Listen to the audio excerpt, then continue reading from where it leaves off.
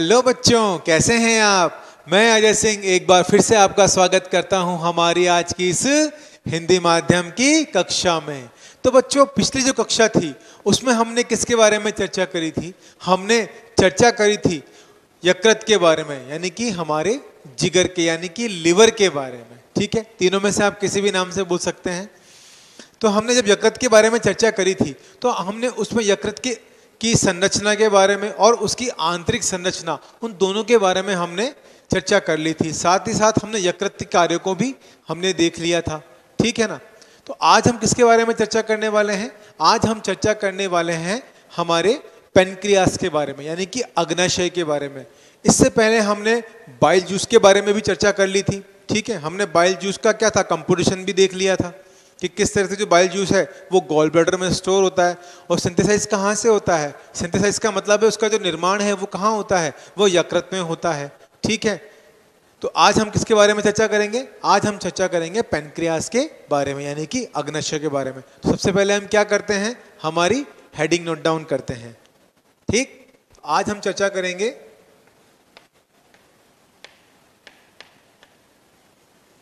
Pancreas अर्थात अग्नाशय के बारे में। ठीक बच्चों, चलिए अब हम बात कर रहे हैं किसकी? पेनक्रियास की, यानी कि अग्नाशय की। तो अग्नाशय क्या है? अग्नाशय एक प्रकार से हम कहते हैं कि ये मिश्रित ग्रंथियां हैं। ठीक है, कैसी ग्रंथियां हैं? मिश्रित ग्रंथियां हैं। अब मिश्रित ग्रंथियों से हमारा क्या तात्पर्य है? मिश्रित ग्रंथियों से हमारा यह तात्पर्य है कि इसमें हमें बहस्त्रावी यानी कि बहिस्त्रावी और अंतःस्त्रावी यानी कि एंडोक्राइन और एक्सोक्राइन दोनों प्रकार की जो ग्रंथियां हैं, जो ग्लैंड्स है, वो यहां पर हमें देखने को मिलते हैं। ठीक है, तो पेनक्रियास को हमने क्या कहा, इसीलिए हमने इसे मिश्रित ग्रंथि कहा, पहली चीज। अब जो ये एक्सोक्राइन ग्लैंड है और एंडोक्राइन ग्लैंड है, तो देखिए एंडोक्राइन ग्लैंड किससे मिलकर बना है? ये छोटी छोटी एसिनाई से मिलकर बना है ना। ये एसिनाई क्या है, इसको हम क्या बोलेंगे? Pancreatic acini. ठीक है, जो किसका सिक्रेशन कर रही है, किसका स्रावण कर रही है? यह स्रावण कर रही है हमारे शरीर में पेनक्रियाटिक जूस का। ठीक है, आई बात समझ में। अब हम बात करें किसकी? हम बात करें अगर एक्सोक्राइन ग्लैंड की, तो एक्सोक्राइन ग्लैंड जो है वो क्या है? हम कहते हैं कि आइलेट्स ऑफ लैंगरहैंस, यानी कि लैंगरहैंस की द्वीपिकाएं होती हैं। ठीक है, जो क्या करती है? चार तरह का सीक्रेशन करती है। अल्फा सेल है, उसमें बीटा सेल है ना, डेल्टा सेल है और पीपी सेल या एफ सेल जिसे हम कहते हैं वो है। ठीक है, तो उस सभी के बारे में हम क्या करेंगे, समझेंगे। सबसे पहले हम क्या कर लेते हैं, हमारे पॉइंट्स को कवर अप कर लेते हैं, लिख लेते हैं। ठीक है, सबसे पहला पॉइंट हमने क्या बात करी? अग्नाशय एक प्रकार की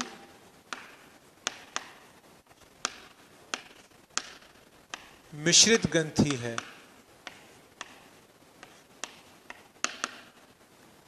क्या है बच्चों? ये एक प्रकार की मिश्रित ग्रंथि है। ठीक, जिसमें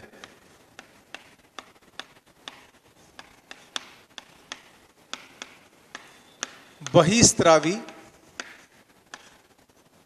तथा अंतःस्त्रावी, बहिस्त्रावी तथा अंतःस्त्रावी ग्रंथि उपस्थित होती है। उपस्थित होती है। ठीक, अब देखिए, अब अगर हम यहां पर चर्चा करें किस बारे में कि ये बहिस्त्रावी अंतःस्त्रावी दोनों प्रकार की ग्रंथियां उपस्थित है, तो हम यहां क्या लिख सकते हैं?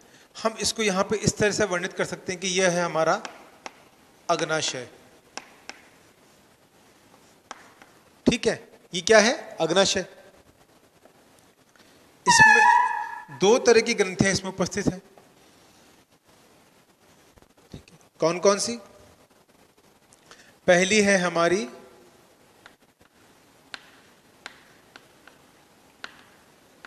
Endocrine gland. ठीक, दूसरी है हमारी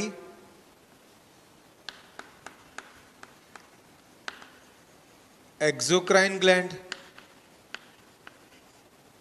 ठीक, चलिए एंडोक्राइन ग्लैंड को हम क्या कहेंगे? एंडोक्राइन ग्लैंड को हम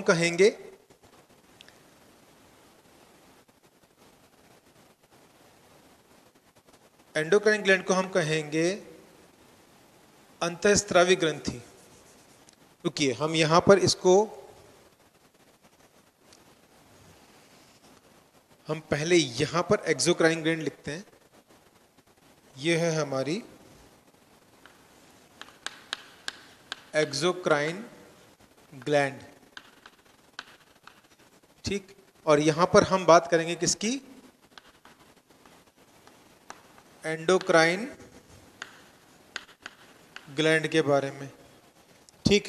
एक्सोक्राइन ग्लैंड को हम क्या कहेंगे? इसे हम कहेंगे बहिस्रावी ग्रंथि।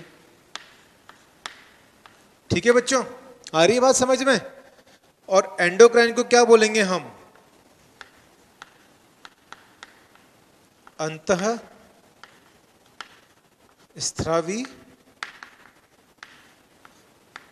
ग्रंथि, ठीक।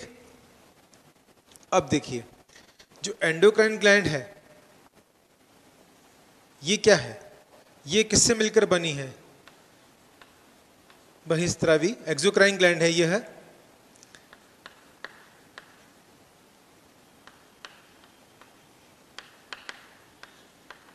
पैनक्रियाटिक एसिनाई से मिलकर बनी है, ठीक है, ठीक। और ये क्या कर रही है? ये स्त्रावण किसका कर रही है? पैनक्रियाटिक जूस का स्त्रावण कर रही है।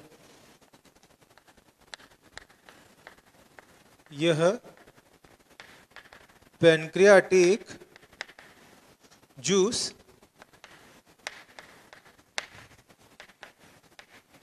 का स्त्रावण कर रही है।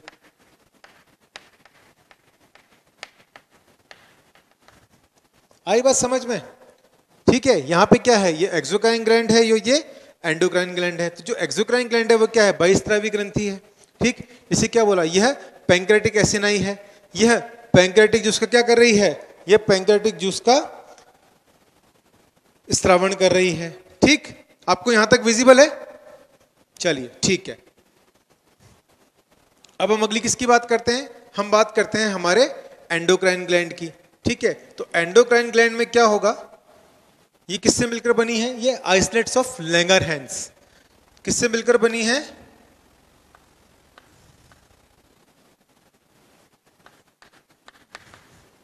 Islets of Langerhans.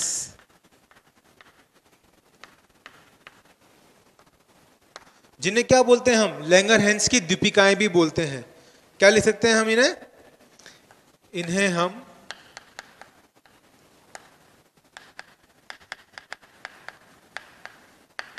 लैंगरहैंस की दीपिकाएं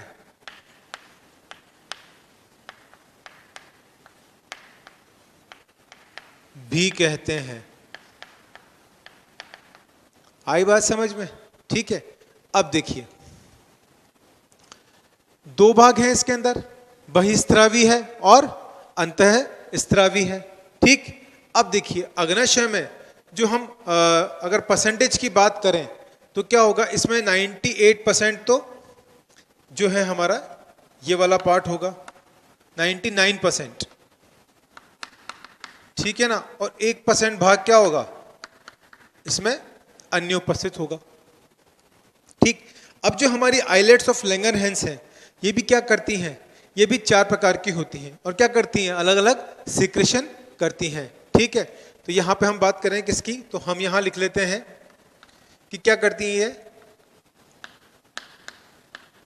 आइलेट्स ऑफ लैंगरहैंस, ठीक। ये क्या कर रही हैं? 4 तरह की सेल,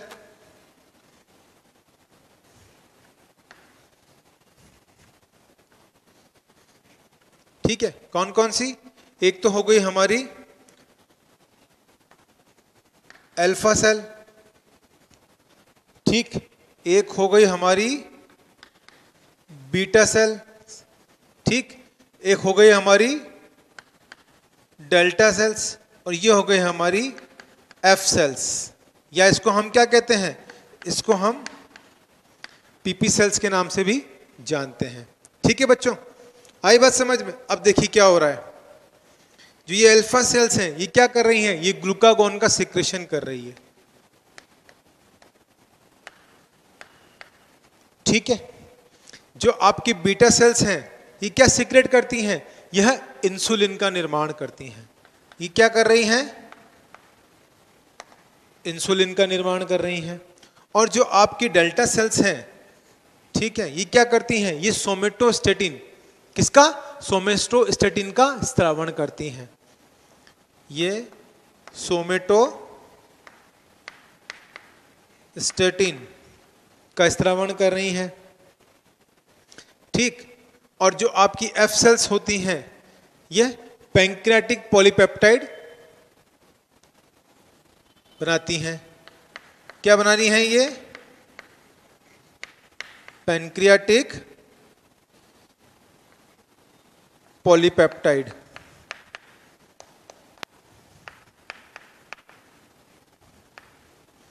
आई बात समझ में?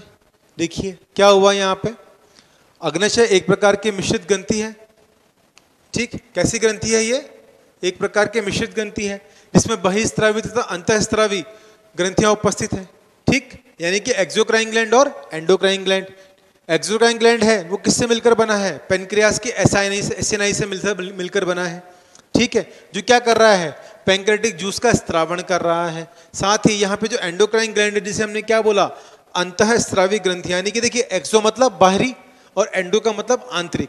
तो ये अंतःस्रावी ग्रंथियां ये किससे मिलकर बनी है, ये आइलेट्स ऑफ लैंगरहैंस यानी कि लैंगरहैंस की दीपिकाओं से मिलकर बनी है, ठीक है। और ये क्या करती हैं, ये 4 प्रकार के सेल्स में होती हैं इनके अंदर। तो ये क्या करती है, अल्फा सेल्स जो होती है वो ग्लूकागोन का सिक्रेशन करती हैं, स्त्रावण करती हैं। बीटा सेल्स जो वो इंसुलिन का निर्माण करती हैं। डेल्टा सेल जो है वो स्टोमेटोस्टेटिन का निर्माण करती हैं। साथ ही साथ जो हमारी एफ सेल्स या पीपी सेल्स होती हैं वो पैंक्रेटिक पॉलीपेप्टाइड रिलीज करती हैं, ठीक है। आई बात समझ में आपको? अब देखिए हमने यहाँ पे क्या लिख लेते हैं, हम अगले पॉइंट की हम चर्चा करें यहाँ पे, तो हम इसी में क्या लिख सकते हैं कि जो हमारी एसिनाई होती हैं, एसिनाई अग्नाशय की महत्वपूर्ण इकाई है।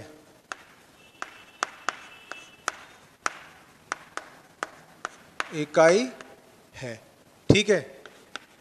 तथा यह पैंक्रियाटिक जूस का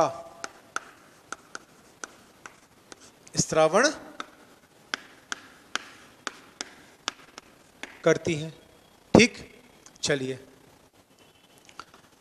अगली हम बात करें तो जो ये पैंक्रियाटिक जूस है इसका स्त्रावण कर रही हैं।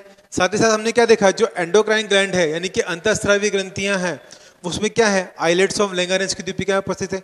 तो हम क्या कहते हैं कि यहां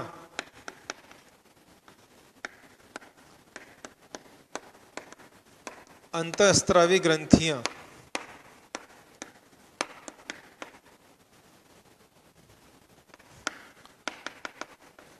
लैंगरहैंस की दीपिकाओं, लैंगरहैंस की दीपिकाओं से मिलकर बनी होती हैं।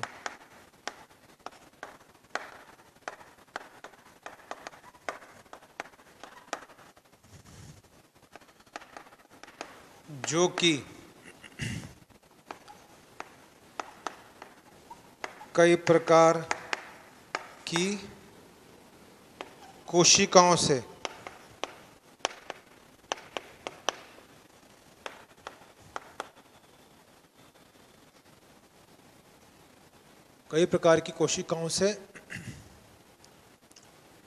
हार्मोनों का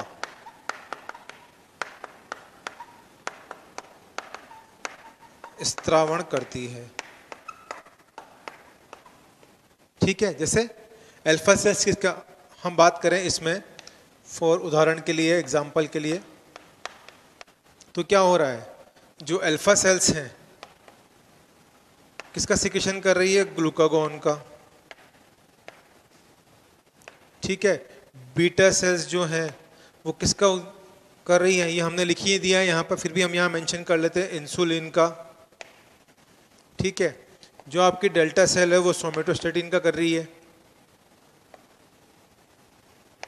सोमेटोस्टेटिन।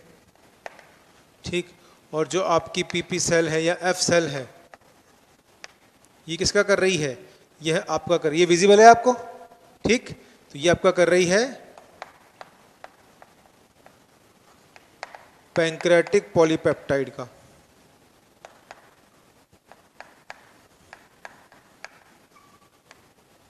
आई बात बच्चों समझ में? ठीक है, चलिए तो आप इस वाले पार्ट को आप नोट डाउन कीजिए, फिर इसके बाद हम चर्चा करते हैं किसकी? इसके आगे भाग की। हम क्या करेंगे कि हम एक डायग्राम की सहायता से इसको पूरा ढंग से समझेंगे, अच्छे से हम इसके बारे में चर्चा करेंगे। तो तब तक आप इसको यहाँ पर नोट डाउन कीजिए। तो ये आपने नोट डाउन कर ही लिया होगा, तो क्या मैं इसको रब कर सकता हूँ? ठीक है, मैं इतना पार्ट छोड़ रहा हूँ, यहाँ वाला पार्ट में रब कर रहा हूँ ताकि मैं इसको यहाँ पे क्लियर कर सकूँ। ठीक है, तो यहाँ पर हमने ये कंप्लीट कर ही लिया है। अब हम किसकी बात करेंगे? हम बात करेंगे हमारे पेनक्रियास के डायग्राम की, जो किस तरह से जो है, जो पेनक्रियास है वो हमारे ड्यूडेनम वाले पार्ट में किस तरह से जॉइंट रहता है, तथा साथ ही साथ इसमें कौन कौन सी एक्टिविटी यानी कि क्रियाकलाप होते हैं। ठीक है बच्चों, चलिए तो अब हम क्या कर रहे हैं, देखिए जैसे कि हमें पता है कि जो पेनक्रियास है वो कैसा है? एक्टोडर्मल है। ठीक, हमने यहाँ पर मेंशन शायद नहीं किया है, कोई दिक्कत नहीं है, मैं आपको यहाँ लिखता हूँ जो हमारा अग्नाशय है वो कैसा है, हम यहाँ लिखते हैं कि ये एक्टोडर्मल होता है।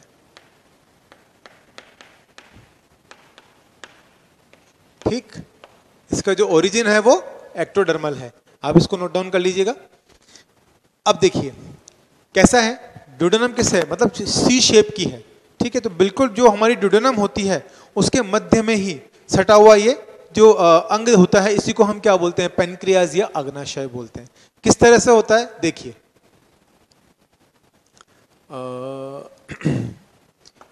ये हो गई हमारी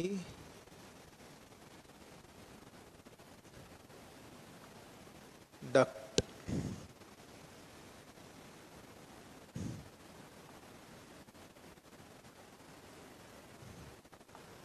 कुछ इस तरह से।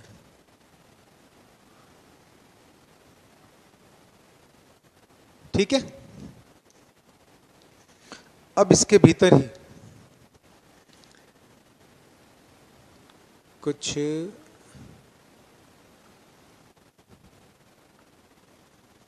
ये, ठीक है, अब हम इसको कह सकते हैं कि ये, इसको हम मान लेते हैं ये है हमारी मेन पेनक्रेटिक डक्ट है। ठीक है, क्या है ये तो हमारी सी शेप की क्या हो गई? ड्यूडेनम हो गई। ये हमारी क्या बना रहे हैं? हम बना रहे हैं हमारी मेन पेनक्रेटिक डक्ट, कुछ इस तरह से।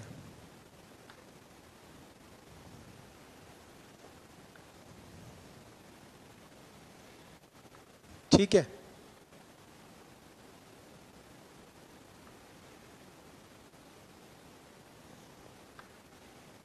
ये देखिए आप,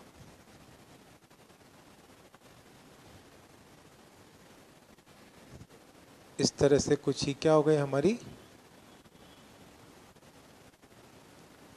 पेनक्रियाटिक डक्ट हो गई। ठीक है,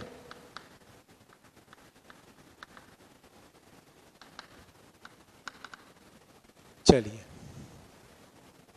अब यहीं से हम इसी पार्ट से अगर बात करें तो यहीं पे जो हमारी मेन पेनक्रेटिक डक्ट है इसको क्या कनेक्ट करेगी? इसको यहीं पर कनेक्ट करेगी हमारी एक और डक्ट, जिसे हम क्या बोलते हैं? जो है हमारी मेन बाइल डक्ट। ठीक है, यानी कि कॉमन बाइल डक्ट, जो लास्ट डायग्राम में हमने पिछले लेक्चर में चर्चा करी थी उसी के बारे में। ठीक है, चलिए अब ये कैसे है? ये इस तरह से है। हमें अगर इसके हम ये देखिए, अब इसके चारों तरफ क्या उपस्थित है? इसके चारों तरफ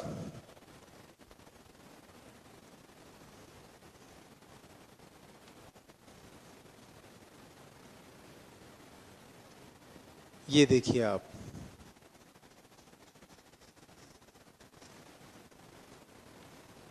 ठीक है, ये क्या है?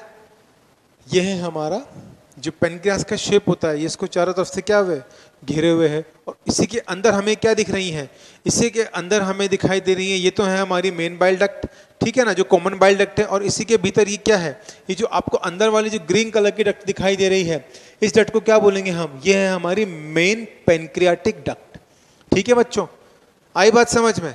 चलिए अब हम क्या करेंगे, ये हमने देख लिया। अब हम इसका एक एक करके क्या करेंगे, इसका हम नेमिंग कर लेंगे।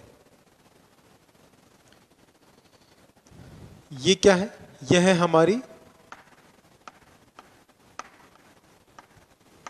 कॉमन बाइल डक्ट, ठीक, यह है हमारी कॉमन बाइल डक्ट। उसके बाद ये जो है, यह है हमारी मेन पेनक्रियाटिक डक्ट, ठीक है, ये हो गई हमारी मेन पेनक्रियाटिक डक्ट। अब इसी मेन पेनक्रियाटिक में साथ में ये क्या है? ये क्या है? हमारी सी शेप ड्यूडेनम है। तो इसे हम क्या लिखेंगे? ये है हमारी सी शेप ड्यूडेनम है, ठीक। और ये कहां ओपन हो रही है? यह इसी ड्यूडेनम में क्या कर रही है? जॉइंट कर रही है। यह जो मेन पेनक्रियाटिक डक्ट है वो इसके अंदर क्या कर रही है? अंदर जॉइंट कर रही है। और जॉइंट करके क्या बना रही है? ये एक, हमने बात करी थी किसकी, एक ऐसी संरचना, एक गोल संरचना बना रही है जिसे हमने क्या कहा था? जिसे हमने कहा था एम्पुला ऑफ वेटर। क्या कहा था इसे हमने? इसे हमने कहा था एम्पुला ऑफ वेटर। आ रही है बात? ठीक है, ये इस तरह से। तो इसे हमने क्या कहा? यह है हमारा एम्पुला ऑफ वेटर, ठीक। और इसके आगे जो आपको ये येलो कलर दिखाई दे रहा है, ये क्या है? स्पिंक्चर ऑफ ओडाई है। आ रही है बात समझ में? तो इसको हम क्या लिखेंगे? इसे हम बोलेंगे, यह है हमारा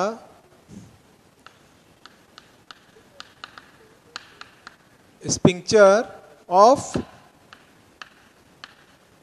ओडाई, ठीक। ये क्या हो गया हमारा? Sphincter of Oddi. और जो ये मेन है, इसे हम क्या कहेंगे? ये जो हमारा ये जो हिस्सा है, इसे हम बोलेंगे एम्पुला ऑफ वेटर, ठीक है। क्योंकि क्या है, ये जो मेन पेनक्रियाटिक डक्ट है वो ड्यूडेनम में खुल रही है, और ड्यूडेनम में खुलने के साथ ही क्या बना रही है? एक गुंबद लाइक संरचना, यानी ये गुंबद जैसी संरचना बनाई, जिसे हमने क्या कहा? एम्पुला ऑफ वेटर कहा। और इसी के आगे क्या उपस्थित है? एक गोलीय भाग और है, यानी कि कहते हैं कि हम एक तरह का स्पिंक्चर है, एक वाल्व लगा हुआ है, ठीक है, जिसको हमने क्या बोला? स्पिंक्चर ऑफ ओडाई बोला। आई बात समझ में? चलिए अब जो हमारी मेन पेनक्रियाटिक डक्ट है, इसको हम एक और नाम से जानते हैं। किस नाम से? याद कीजिए, हमने बात करी थी किसकी? बिल्कुल सही, इसको हम जानते हैं हमारी डक्ट ऑफ विर्सिंग के नाम से। क्या लिखेंगे इसे हम? डक्ट ऑफ विर्सिंग, ठीक है, इंपॉर्टेंट है, याद रखिएगा। एग्जाम में आपसे पूछ लिया जाता है कि डक्ट ऑफ विर्सिंग किसको कहते हैं, तो आपको याद रखना है जो हमारी मेन पेनक्रियाटिक डक्ट है उसी को हम क्या बोलेंगे? डक्ट ऑफ विर्सिंग के नाम से जाना जाएगा, ठीक। अब देखिए, ये जो हमारी डक्ट है, मेन डक्ट जा रही है, इसको हमने क्या बोला? मेन पेनक्रियाटिक डक्ट, ठीक। अब ये क्या है? यहां पर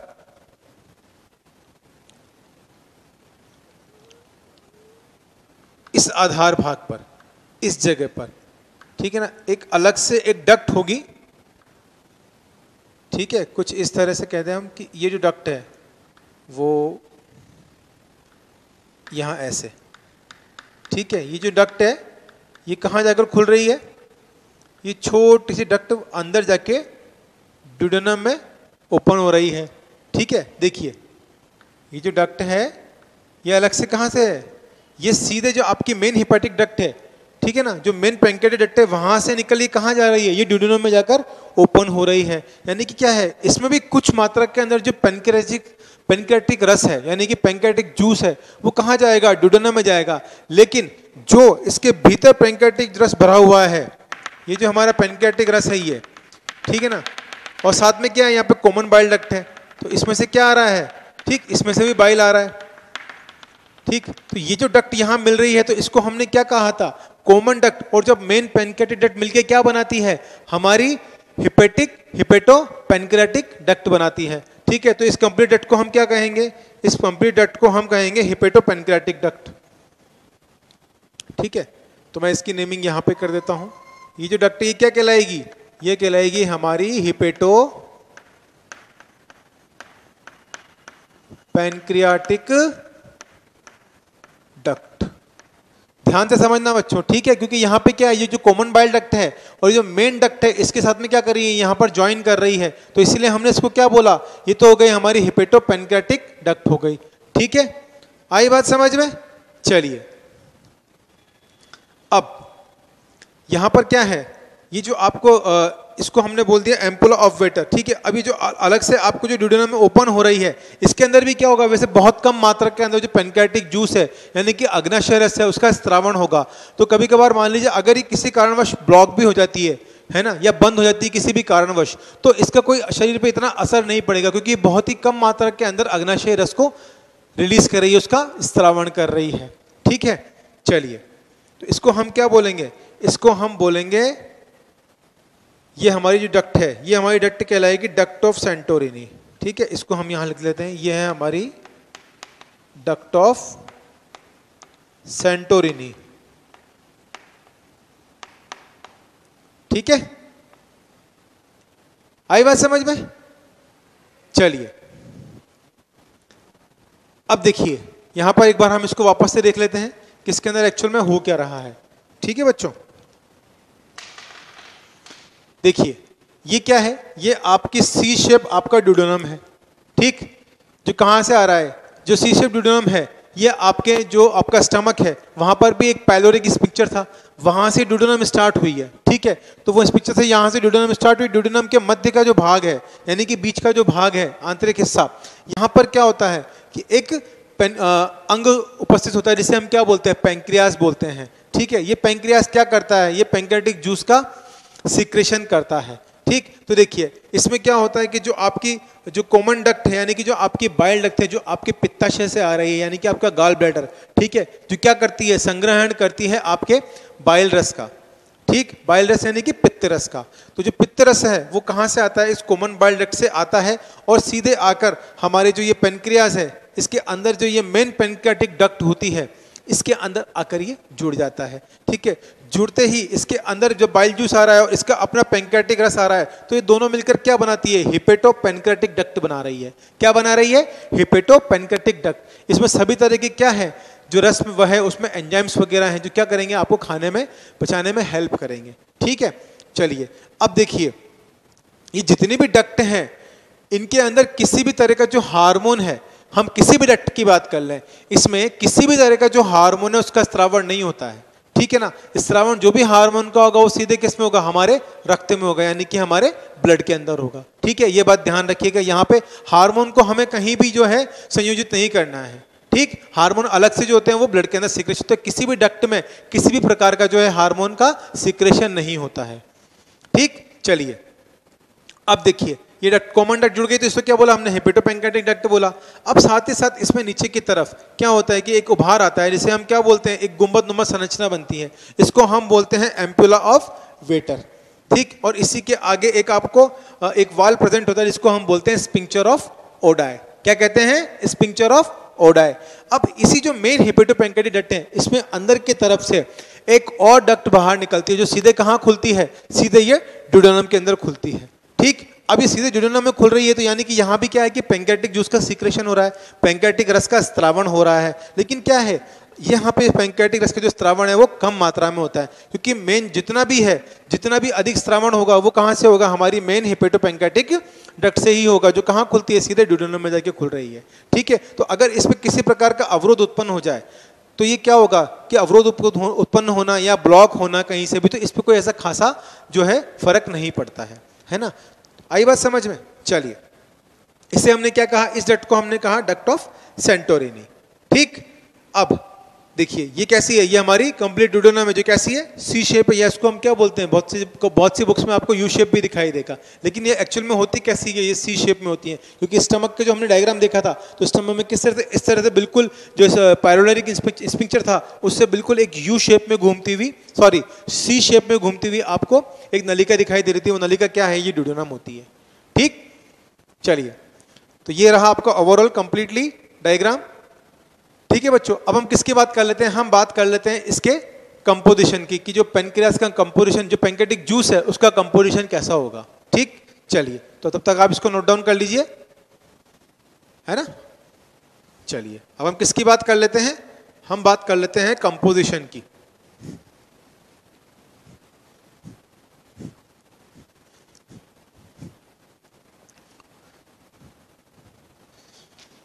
देखिए,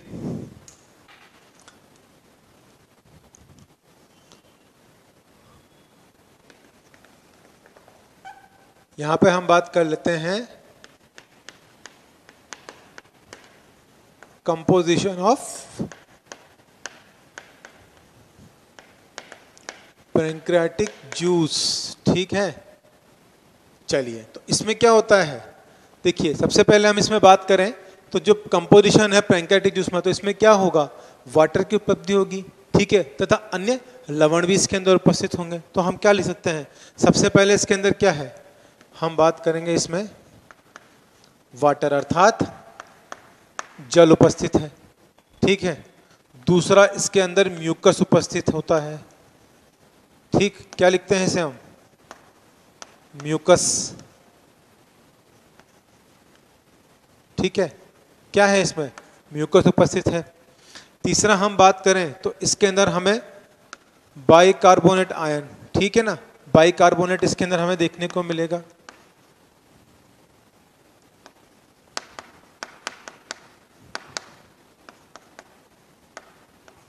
ठीक, अगले की बात करें तो हमें इसमें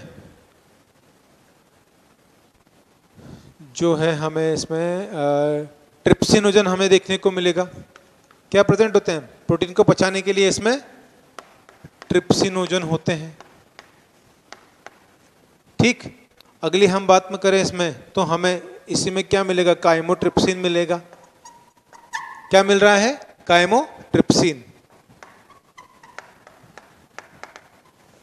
क्या क्या मिला हमें, वाटर मिला, म्यूकस मिला, बाइकार्बोनेट मिला, ट्रिप्सिनोजन मिला, काइमोट्रिप्सिन मिला। ठीक है, और इसमें हमें मिलेगा प्रोकार्बोसी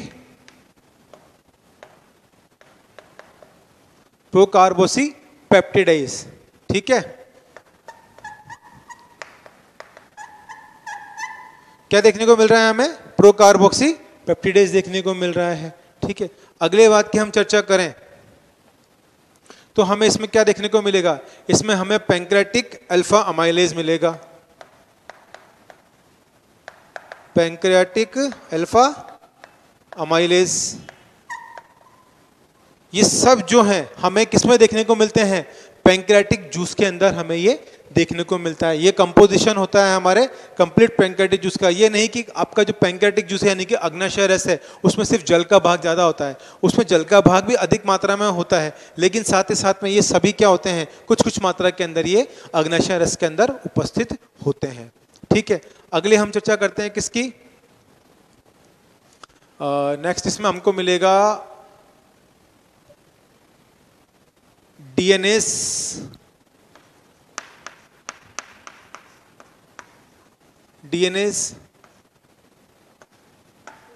आरएनएस। ठीक, तो हमें क्या क्या देखने को मिला इसके अंदर, देखिए इसमें हमें मिला कंपोजिशन में वाटर मिला, म्यूकस मिला, बाइकार्बोनेट मिला, ट्रिप्सिनोजन मिला, काइमोट्रिप्सिन मिला, प्रोकार्बोक्सी पेप्टिडेज मिला। ठीक, पैंक्रियाटिक एमाइलेज मिला, डीएनएज मिला और आरएनएज मिला। तो कंप्लीट जो हमारा ये अग्नाशय है, इसके अंदर जो हमारा जो पैंक्रियाटिक रस है, यानी कि अग्नाशय का जो रस है जो स्रावित हो रहा है, उसके अंदर हमको क्या मिलते हैं? ये सभी कंपोनेंट्स मिलते हैं। ठीक है, साथ ही साथ हमें इसमें क्या मिलता है? एक चीज और, पैनक्रियाटिक लाइपेज। पैनक्रियाटिक लाइपेज, ठीक है, ये कंप्लीट कंपोनेंट होता है। अगर हम इसके पीएच की बात करें, ठीक है, तो जो हमारा कंपोजिशन है पैंक्रियाटिक जूस का, जो इसका पीएच है वो कितना होता है? इसका पीएच होता है 7.5 से लेकर 8.3 के बीच में। और अगर इसके सीक्रेशन की बात करें तो बॉडी के अंदर, बॉडी मतलब हम बात करें अगर पैनक्रियाज में,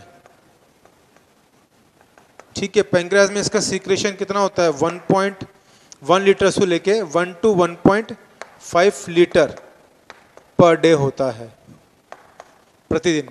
इतनी मात्रा के अंदर क्या होता है? जो पैंक्रियाटिक जूस है यानी कि अग्नाशय रस है, उसका स्त्रावण किया जाता है, यानी कि बनाया जाता है किसके थ्रू? पैनक्रियाज के थ्रू। ठीक है, आई बात समझ में? चलिए, तो आप इसको यहां तक नोट डाउन कीजिए, फिर उसके बाद हम आगे इसकी चर्चा करते हैं। ठीक है बच्चों, आपने ये कंप्लीटली नोट डाउन कर ही लिया है।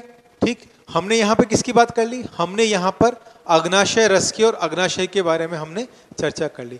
अब हम किसकी बात करेंगे? अब हम चर्चा करेंगे हमारे पाचन की कार्यकी की। ठीक है, यानी कि डाइजेशन ऑफ, सॉरी, हम पाचन की कार्यकी की बात करेंगे यहाँ पे।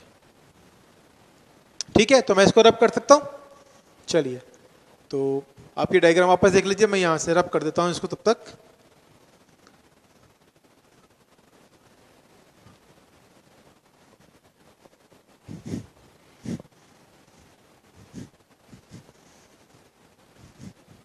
ठीक है, आपने बना ही लिया होगा। ये सिर्फ आपके समझने के लिए बनाया गया था, ताकि आपको समझ में आ जाए कि किस तरह से जो है अग्नाशय में यानी कि पैनक्रियाज में कार्य होता है और किस तरह से पैंक्रियाटिक जूस का सिक्रेशन होता है बाइल के साथ में मिलकर। और ये कहाँ खुलता है? ये जाकर खुलता है हमारे ड्यूडेनम के अंदर। ठीक है बच्चों, चलिए, अब हम किसकी बात करेंगे? अब हम चर्चा करेंगे पाचन की कार्यकी के बारे में। ठीक, तो हमारी हेडिंग क्या है? हम बात करेंगे पाचन की कार्यकी। ठीक है, अब देखिए, जब हम पाचन की चर्चा करते हैं तो सबसे पहले हमने किस बात की बात करी थी? हमने बात करी थी कि जो पाचन होता है वह हमारे मुख से ही शुरू हो जाता है। मुख की हमने एक परिभाषा आपको बताई थी। क्या मुख क्या है? मुख के लिए हमने कहा था कि जो मुख है वह एक कैसी है, एक ऐसी हम कह सकते हैं कि एक स्लिट लाइक अपर्चर है। स्लिट लाइक अपर्चर कैसे? हम कहते हैं कि एक स्लिट लाइक अपर्चर है जो कि ऊपरी व निचली हिस्से किससे ढके हुए हैं? ऊपरी ओष्ठ और निचले ओष्ठ से बना हुआ कैसा है? एक चेन के समान कहते हैं हम, जिपनुमा जो है संरचना है या, ठीक है ना। तो ये क्या है? ऊपरी ओंठ और निचले होंठ से यानी कि ओष्ठों के द्वारा ये ढकी हुई है। तो इसे हमने क्या कहा था? इसे हमने मुख कहा था। ठीक, अब देखिए, जो हमारे मुख में पाचन होता है वो दो तरह से होता है। एक तो हमारा यांत्रिक पाचन होता है और एक रासायनिक पाचन होता है। सबसे पहले हम इन दोनों पॉइंट्स के बारे में चर्चा कर लेते हैं। ठीक है, तो पाचन मुख्यतः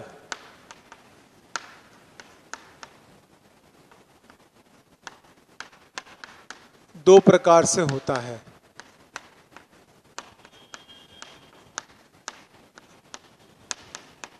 ठीक है, कौन कौन से प्रकार होते हैं?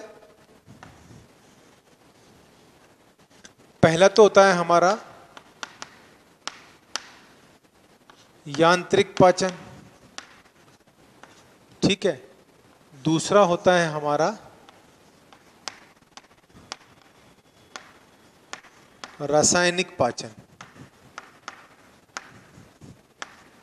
ठीक है बच्चों, ध्यान से समझिएगा, रटना आपको कुछ भी नहीं है, सब कुछ समझने की चीज है। और अभी आपको जो मैं बताने वाला हूं उस चीज को आपको क्या करना है? अपने अंदर आपको देखना है कि जब आप खाना खाते हैं आपको अपने आप को ये स्मरण भी करना है और अपने आप को फील भी कराना है कि आप क्या एक्टिविटी परफॉर्म करते हैं। ठीक है, अब देखिए सबसे पहले हम किसकी बात कर रहे हैं, यांत्रिक पाचन की बात कर रहे हैं। जैसे ही आपने भोजन को देखा, ठीक है, तो क्या हुआ, जैसे मैंने आपके सामने सपोज कीजिए कि मैंने आपके सामने एक रसमलाई रख दी, ठीक है।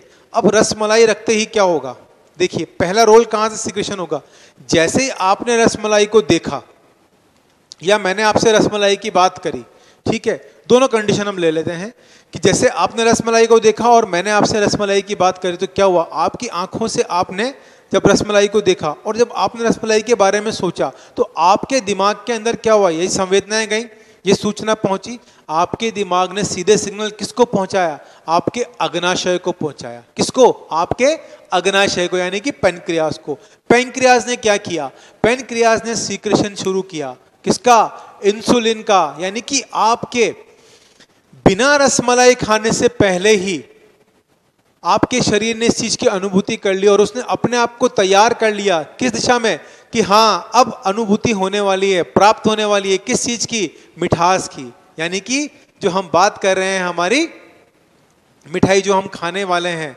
ठीक है, तो जैसे रसमलाई का नाम लिया तो मुंह में पानी भी आया, तो यहां पर क्या हुआ, मुंह में पानी आने का रीजन क्या हुआ, केमिकल रिएक्शन। ठीक, आपके दिमाग से संवेदनाएं गई, सूचना मिली और उन्होंने रिएक्ट किया तो आपके मुंह में पानी आ गया, यानी कि सलाइवा का श्रवण हो गया। ठीक, पहली चीज हो गई।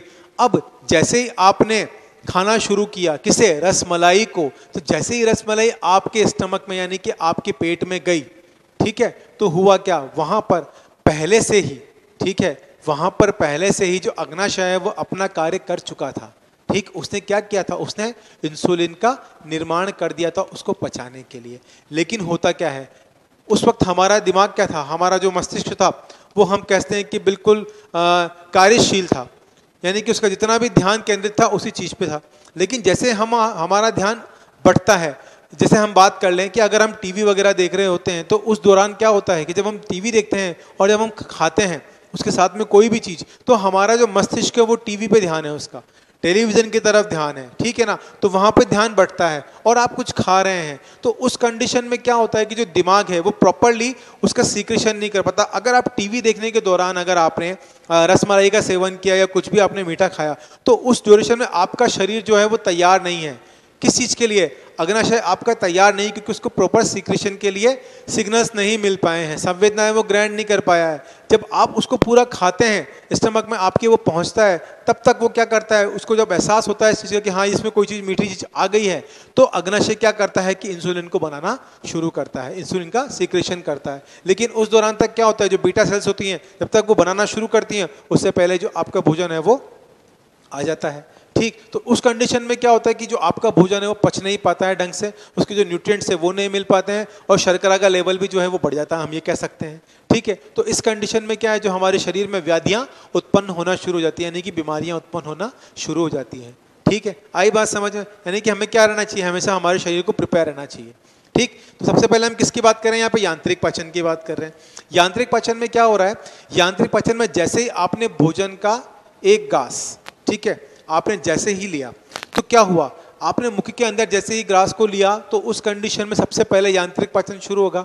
आप क्या करेंगे, अपने दंतों के द्वारा यानी कि आपके टीथ के द्वारा आप इन्हें खाने को क्या करेंगे, छोटे छोटे भागों में काटना शुरू करेंगे, क्योंकि आपके दांत में क्या प्रेजेंट है, मोलर, प्रीमोलर, इंसिजर और कैनाई, 4 प्रकार के हमने बात करी थी। मनुष्य में किस तरह के दंत पाए जाते हैं, हेटेरोडोंट पाए जाते हैं। ठीक है ना, तो यहां पर क्या हुआ, प्रीमोलर, मोलर, कैनाइन और इंसिजन अपना काम किया, खाने को चबाया, क्रश किया, तोड़ा। ठीक है ना, इस क्रिया को हमने क्या बोला, इस क्रिया को हमने मस्टिकेशन बोला। ठीक है, तो यांत्रिक क्रिया जो पाचन होगा उसमें हम बात करें सबसे पहले क्या होगा, मस्टिकेशन होगा, है ना, मस्टिकेशन की क्रिया होगी। आई बात समझ में, मस्टिकेशन में हम क्या करेंगे, हमारे दांतों के द्वारा हम भोजन को चबाएंगे। जैसे हमारा भोजन के छोटे छोटे टुकड़ों में विभाजित हो जाएगा तो वो क्या होगा, फिर हमारी यांत्रिक रसायन यानी कि रासायनिक पाचन शुरू होगा। तो इसमें क्या रिलीज होगा, यह रिलीज करेगा किसको, सलाइवा को। किसको रिलीज करेगा बच्चों, ये सलाइवा को। ध्यान से समझिएगा, ये किसको रिलीज कर रहा है? सलाइवा को रिलीज कर रहा है। अब सलाइवा में क्या उपस्थित है? सलाइवा में जल के साथ में कहीं और भी जो है कंपोनेंट्स उपस्थित होते हैं, ठीक है ना, कहीं और लवण भी इसमें मिश्रित अवस्था के अंदर पाए जाते हैं। तो जैसे ही आपने मस्टिकेशन का प्रोसेस किया, ये जब क्रियाविधि पूरी हुई तो यहाँ पर सलाइवा का सीक्रेशन हुआ, सलाइवा का स्त्रावण हुआ। जब सलाइवा का स्त्रावण हुआ और सलाइवा आपके भोजन के साथ में क्या हुआ? घुला, तो उसने किसका निर्माण किया? उसने निर्माण किया एक बोलस का, यानी कि ग्रास का, ठीक है, जिसे हम क्या कहा? बोलस कहा। तो मस्टिकेशन का प्रोसेस हुआ और यहाँ पे सलाइवा स्रावित हुआ, ठीक है। जब सलाइवा स्रावित हुआ तो यहाँ पे किसका निर्माण हुआ? बोलस का निर्माण हुआ, जिसे हमने क्या बोला? जिसे हमने ग्रास बोला, ठीक।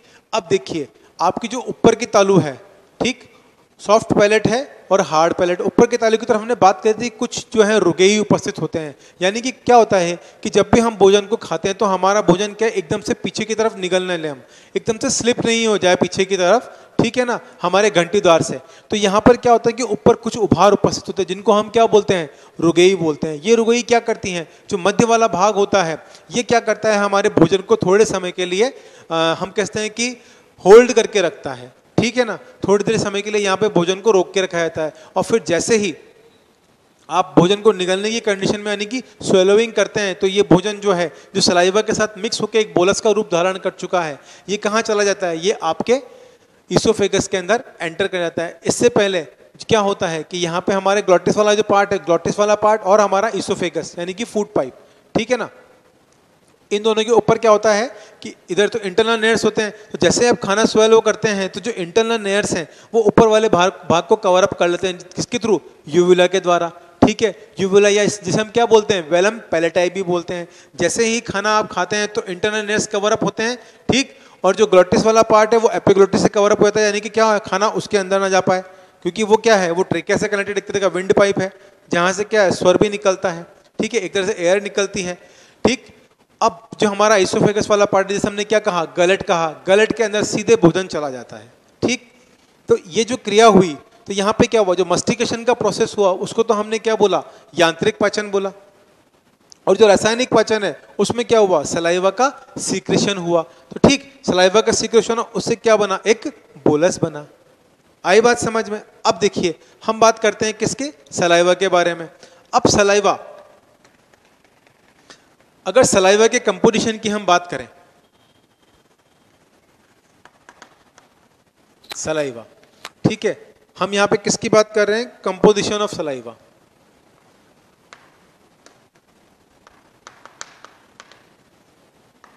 कंपोजिशन ऑफ सलाइवा, ठीक। अब देखिए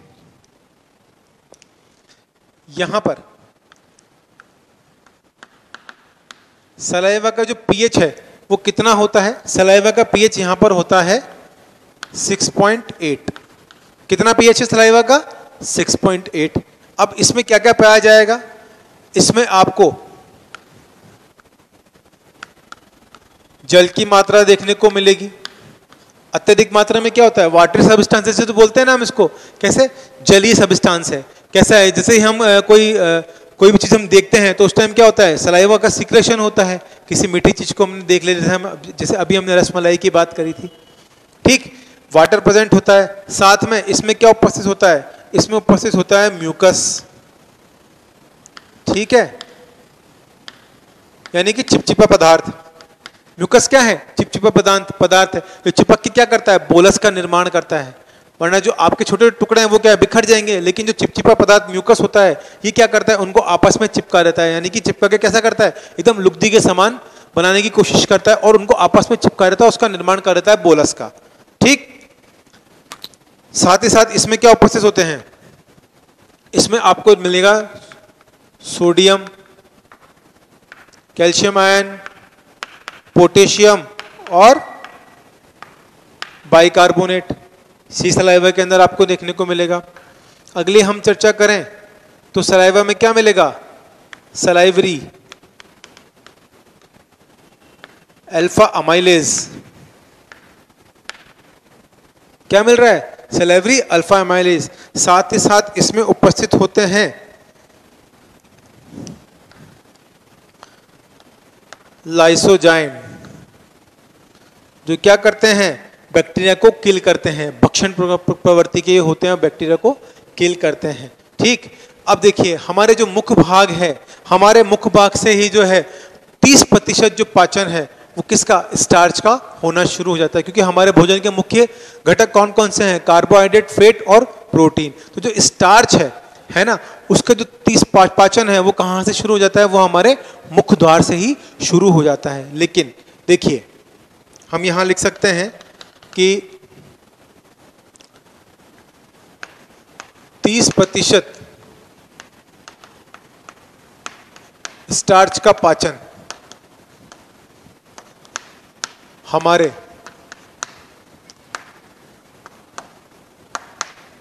मुख द्वार से ही शुरू हो जाता है।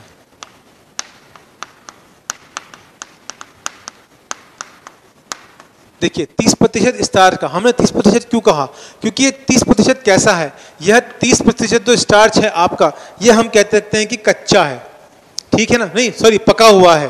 ठीक है, ये कैसा है, 30% स्टार्च हम कह सकते हैं कि पका हुआ है।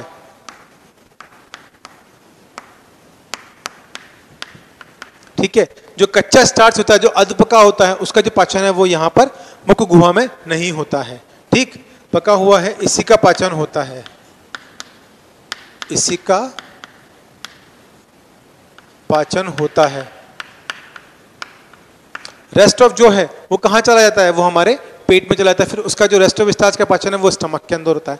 फॉर एग्जाम्पल, अब कोई व्यक्ति है ना, उसको क्या शौक है, उससे चावल खाने का शौक है, जैसे बहुत से लोगों को चावल खाने का शौक होता है ना, उसी तरह से। तो आपने क्या किया, आपने चावल लिया, ठीक, आपने एक प्लेट के अंदर चावल ले लिए, आपने चावल को खाना शुरू किया, आपको स्वाद नहीं आया, तो आपने क्या किया, क्यों ना इस पे ऊपर से नींबू निचोड़ लिया जाए। ठीक, तो आपने क्या किया, आपने स्टार्च, चावल में क्या प्रेजेंट है, कार्बोहाइड्रेट है, स्टार्च है, अच्छा सोर्स है।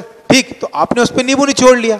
जैसे ही आपने उस पर नींबू निचोड़ा तो नींबू में क्या था, वो कैसा था, अम्लीय था।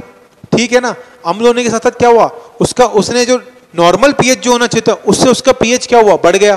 तो यहां पर जैसे ही आपने चावलों के अंदर नींबू को निचोड़ा तो उस कंडीशन में उसका पीएच लेवल बढ़ गया। तो अब वहां जो स्टार्च का पाचन होना था वो स्टार्च का पाचन मुख में नहीं हुआ, वो कहां हुआ, वो जाके आपके स्टमक में होगा। ठीक है, लेकिन अगर आप चावलों पर आप नींबू नहीं निचोड़ते तो उस कंडीशन में क्या होता, उस दौरान अधिकतम भाग का जो पाचन है वो आपके मुख से ही शुरू हो जाता। आई बात समझ में, चलिए ठीक। अब अगर हम बात करें किसकी, कि इसमें क्या रिएक्शन होती है, किस तरह से स्टार्च का जो पाचन होता है वो कैसे होता है, देखिए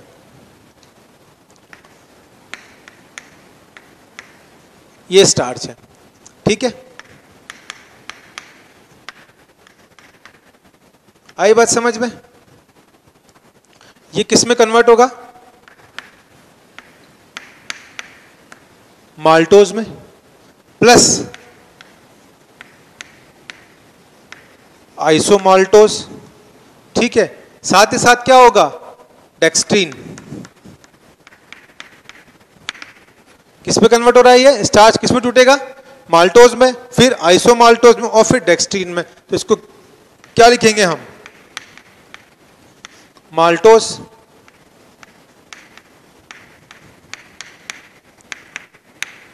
आइसोमाल्टोज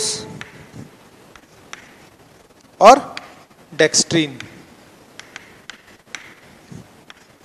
आई बात समझ में, ठीक। तो अब इससे यहां क्या बन रहा है, किसके प्रेजेंस में हो रहा है, यहां पे अल्फा, हम बात करते हैं किसकी, यह है हमारा सलाइवरी अल्फा अमाइलेज।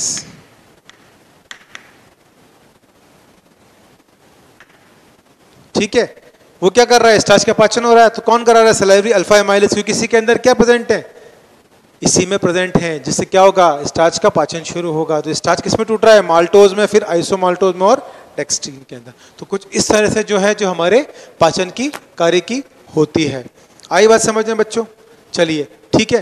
तो आज के लेक्चर में हमने क्या क्या देखा, आज के लेक्चर में हमने बात करी हमारे पैनक्रियास के बारे में, पैनक्रियास के स्ट्रक्चर को हमने ढंग से समझा, उसके अंदर की कार्यकी को हमने समझा, तथा हमने पैंक्रियास के कार्य भी देखे कि किस तरह से जो कौन कौन सी डक्ट्स हैं उनसे किस तरह से जो पैंक्रियास का जूस, पैंक्रियाटिक जूस यानी कि अग्नाशय रस का, साथ ही साथ जो बाइल जूस है, वो दोनों आपस में मिलकर क्या बना रही हैं, एक डक्ट बना रही है, जिसे हमने क्या बोला था, हेपेटोपैंक्रियाटिक डक्ट बोला था। उसका सिक्रेशन कहाँ खुल रहा है, सीधा एम्पुल ऑफ वेटर से होते हुए ड्यूडेनम के अंदर ओपन हो रहा है। ड्यूडेनम पे जो एक वाल प्रेजेंट है, जो अवरोधनी उपस्थित है, उसे हमने क्या कहा था, स्पिंक्चर ऑफ ओडाई कहा था, ठीक है। और नीचे के भाग में हमें क्या उपस्थित थी, एक अलग से जो संरचना थी वो कहाँ जा रही थी, ड्यूडेनम में ओपन हो रही थी, जिसे हमने क्या कहा था, डक्ट ऑफ सेंटोरिनी कहा था, ठीक। तो इस तरह से कंप्लीटली हमने क्या चर्चा करी, हमारे अग्नाशय के बारे में। अग्नाशय के रस के पीएच को भी हमने हमने अग्नाशय के यानी कि पैंक्रियाटिक जूस के हमने कंपोजिशन को भी देखा, साथ ही साथ हमने सलाइवा के कंपोजिशन के बारे में हमने चर्चा करी, और पाचन के कार्य की हमने शुरुआत करी, जिसमें हमने क्या देखा,